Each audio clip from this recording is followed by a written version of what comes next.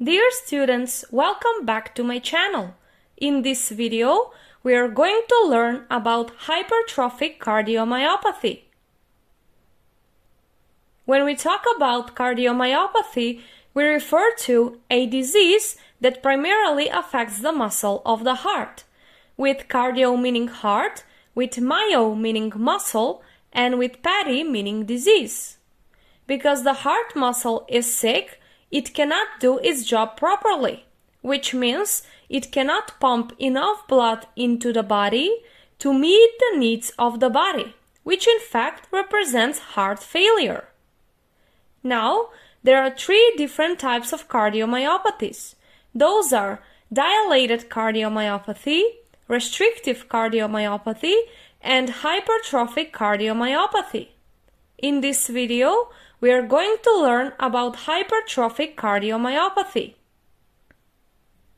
Hypertrophic cardiomyopathy is an autosomal dominant genetic disorder that is characterized by asymmetric hypertrophy of the muscle of the left ventricle. In this condition, we have mutations in the genes that are responsible for encoding the proteins that are part of the cardiac sarcomere. The cardiac sarcomere is the functional unit of the myocytes. Each sarcomere is composed of two main protein filaments, actin and myosin, which are responsible for the contraction. Then, regulatory proteins such as troponin and tropomyosin, and cytoskeletal proteins such as myosin-binding protein C. In fact, the two most common genes that are involved in around 50% of the patients with hypertrophic cardiomyopathy are the genes encoding beta-myosin heavy chain and myosin-binding protein C. These mutations are altering the function of the sarcomere, which means they are going to alter the functions of the heart. But what they also do is they lead to histological and morphological changes in the heart. By promoting the growth factors within the cells, they lead to hypertrophy of the heart. And in fact, the hypertrophic cardiomyopathy is characterized with asymmetric concentric hypertrophy. This asymmetric hypertrophy of the left ventricle, where the most commonly affected area is the interventricular septum, is going to narrow the lumen of the left ventricle.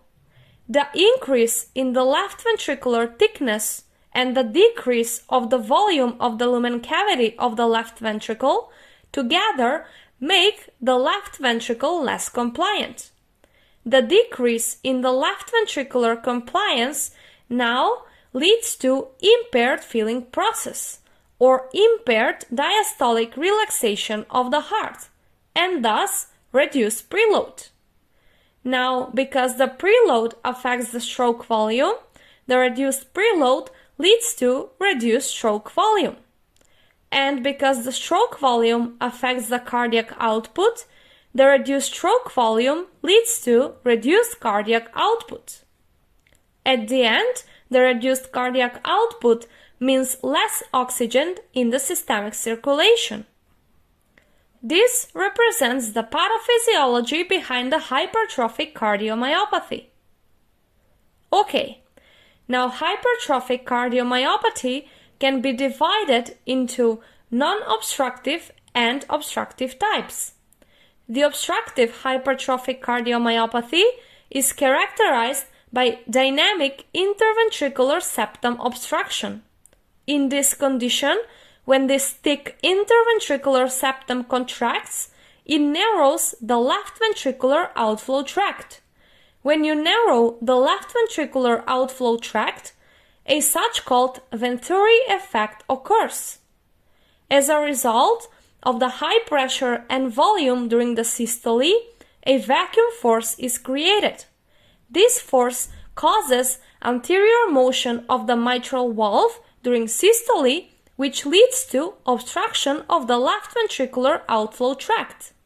So, when the left ventricle contracts, the blood cannot be pumped out into the aorta. This condition, together with the initially reduced preload leads to severe deterioration of the blood flow to the systemic circulation. As a result of all of this, the hypertrophic cardiomyopathy is followed by syncope, presyncope, dizziness, dyspnea, and angina pectoris as main symptoms. We have syncope and presyncope as a result of the reduced blood flow to the brain, and dyspnea as a result of the reduced left ventricular compliance. Because of the reduced left ventricular compliance, the pressure that the left atria needs to overcome to push the blood into the left ventricle is great. To overcome this, the left atria goes to hypertrophy. So, as a result of the left ventricular hypertrophy, now we have left atrial hypertrophy. Now the elevated pressures of the left atrium are going to be transmitted back into the pulmonary circulation, which causes the patient to suffer from shortness of breath or dyspnea.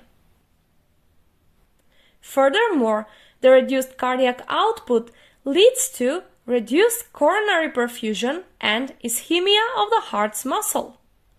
Also, as a result of the ischemia, the myocardial cells can become irritable, which causes arrhythmias such as ventricular tachycardia and fibrillation.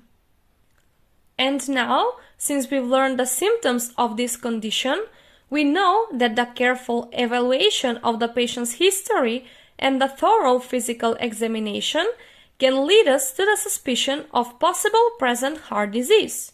But to prove it, we have to do some tests, such as ECG and transthoracic ultrasonography. The ECG characteristics for left ventricular hypertrophy are prominent R waves in lead V5 and V6 and prominent S waves in lead V1.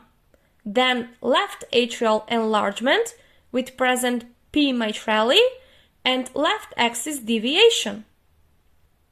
At the end, after the patient's condition is assessed, we can start with the treatment. The treatment includes a number of non-pharmacologic, pharmacologic, and invasive strategies.